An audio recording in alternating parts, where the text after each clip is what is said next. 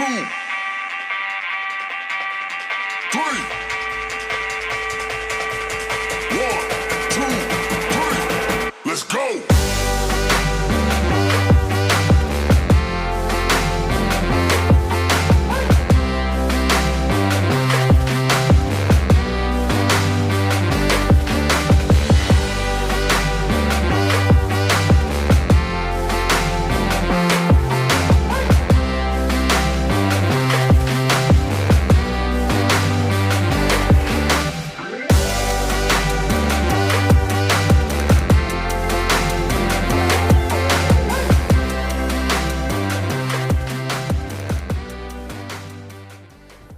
Привет всем, друзья!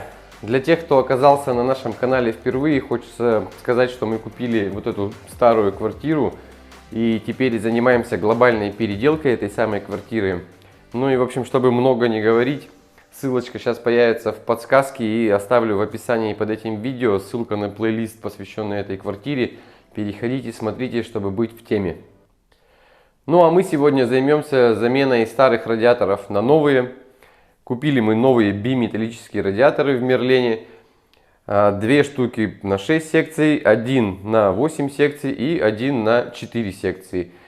Все вместе с крепежом нам это обошлось в 22 912 рублей. Ну и сразу хочу оговориться, это видео не будет инструкцией о том, как поменять старые радиаторы на новые, потому что я не сантехник и не сварщик. Поэтому я вызвал людей, которые умеют это делать быстро и качественно, и они за определенную плату, а это конкретно 30 тысяч рублей, поменяли мне все радиаторы, переварили нужные трубы, в общем, все сделали. Поэтому будет больше обзорное видео о том, что было сделано, что получилось в итоге, как это теперь выглядит, ну и какие дальнейшие работы еще предстоит сделать. Поехали! Если вы помните, вот это у нас торцевая стена дома, то есть там уже у нас ни соседей, никого, там улица.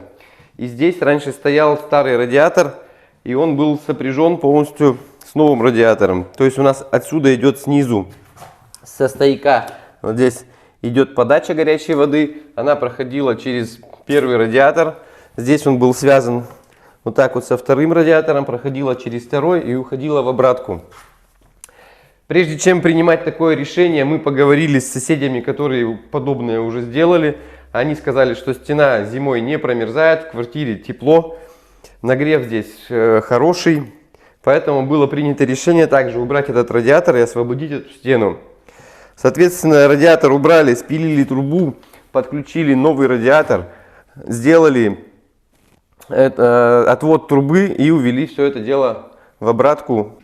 Там у нас была гостиная, здесь детская, и здесь точно такая же ситуация, радиатор стоял на этой стене. В дальнейшем здесь планируется разместить детскую кровать, ну или там диван будет, скорее всего, раскладной. И чтобы радиатор не мешал всему этому делу, и опять же не нагревал, то есть спать прямо рядом с батареей так себе удовольствие. Поэтому такая же система была сделана, поставили радиатор. Сделали отвод, увели все это дело в обратку. Самая простая замена в нашей будущей спальне. Тут ничего не менялось. Радиатор как стоял, так и по сути стоит. Немного его сместили к центру комнаты. Отрезали просто старый радиатор, наварили новые трубы, установили новый. Хотел сразу отметить, что поставили мы обычные вентиля, вот эти шаровые, американка или как он там правильно называется. Не стали ставить терморегуляторы, пластиковые такие, знаете, существуют, потому что все сантехники в голос говорят мне о том, что при общей системе водоснабжения, то есть когда одна общая котельная идет, эти терморегуляторы очень быстро умирают. Соответственно, потом придется опять кого-то вызывать, чтобы менять его, либо чистить. Поэтому сделали обычные вентиля, то есть если захочется, чтобы нагрев радиатора был чуть меньше, можно просто вентиль немного повернуть. Поток воды убавится у нас с подачей и станет чуть прохладнее. Ну а вот радиатор, который находится на кухне, он был тесно связан с полотенцесушителем, который размещен в ванной комнате.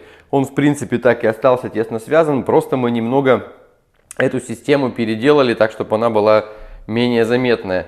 Потому что раньше радиатор стоял у нас по сути здесь же. Дальше шел к нему, ну вот идет стояк на обратку.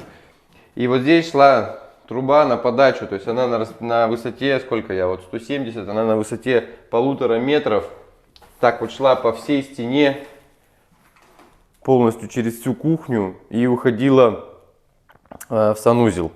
Что мы сделали, получается? Установили радиатор, как он был. Вот у него обратка, вот подача пошла, труба. Здесь ее увели почти к самому полу. И она также идет через всю кухню, но при этом по низу. И в дальнейшем спрячется, вот сюда уходит в санузел. И в дальнейшем спрячется за кухонным гарнитуром. Но в санузле ситуация была следующая. Полотенцесушитель был расположен на этой стене. Труба у нас, которая идет на кухню, шла вот так вот через всю ванную. Ну и мешала здесь бы нам в любом случае, так как мы ванную с туалетом объединили. Сейчас у нас труба, которая идет от того радиатора, вышла в углу вот здесь вот в санузле. Вывели трубы мы на радиатор. Уже все подготовили. Сам радиатор мы заберем со старой квартиры. Он у нас прекрасный, нам он нравится. Мы его сюда просто установим. Ну а трубу, которая отвечает за подачу горячей воды, провели вот так вот по этой стене в самом низу, ближе к полу.